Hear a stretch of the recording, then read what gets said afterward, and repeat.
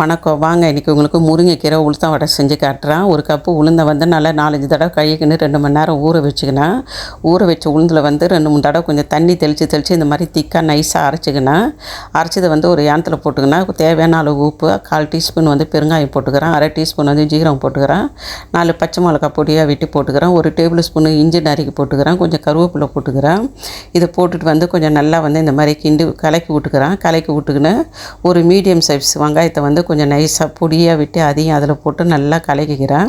இந்த மாவை வந்து நல்லா கலக்கணும், நல்லா அடித்து விட்ட மாதிரி கலக்கணும். இப்போ நான் எப்படி பிசைகிறேன் பாருங்கள், அந்த மாதிரி நல்லா பிசைஞ்சிக்கணும்.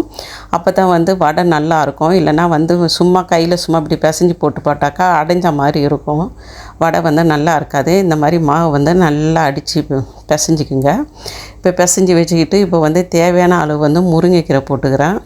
பாருங்கள், இந்த மாதிரி ஒரு பிடிக்கு மேலே இருக்குது, எடுத்து அதை வந்து பொடியாக வெட்டி போட்டுக்கிறேன். இந்த இலை வந்து கொஞ்சம் பெருசாக இருக்கிறதுனால நான் வெட்டி போட்டுக்கிறேன்.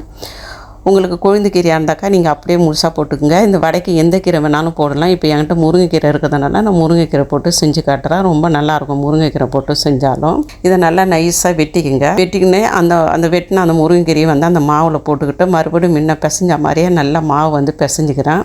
உங்களுக்கு நல்லா மொறுன்னு வேணும்னாக்கா 1 டேபிள் ஸ்பூன் வந்து அரிசி மாவு போட்டு செய்யுங்க, அதுவும் நல்லா தான் இருக்கும். இப்போ என்கிட்ட அரிசி மாவு இல்லை, அதனால் வந்து இப்போ நான் வெறும் உளுந்து மாவு மட்டும் போட்டு அரைச்சி உங்களுக்கு வந்து இதை செஞ்சு காட்டுறேன். இப்படி செய்யலாம், இதுவும் நல்லா தான் இருக்கும்.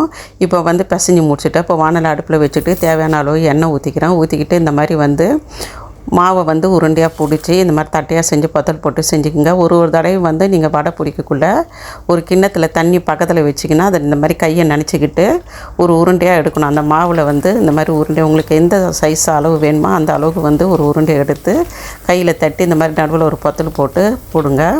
கையில் போடலன்னா ஒரு கப்பில் கூட வந்து பின்பக்கத்தில் வச்சு தட்டி போட்டுங்க. ஏற்கனவே ஒரு வீடியோவில் வந்து நான் போட்டு காட்டியிருக்கிறேன். இப்போ இந்த வடையை வந்து நான் மிதமான அனலில் வச்சா தான் சுடுறேன். ஏன்னாக்கா வந்து நம்ம அனல் அதிகமாக வச்சாக்கா உள்ள மாவு அப்படியே இருக்கும், கீரையும் வேகாது.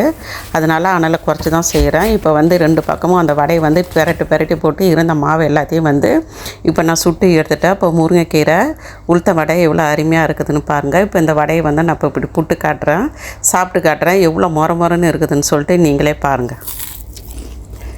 இப்போ தெரியுங்களா? இப்போ பிடிச்சிருந்தாக்கா ஒரு லைக் கொடுங்க. அடுத்த வீடியோவில் பார்ப்போம். பாய்.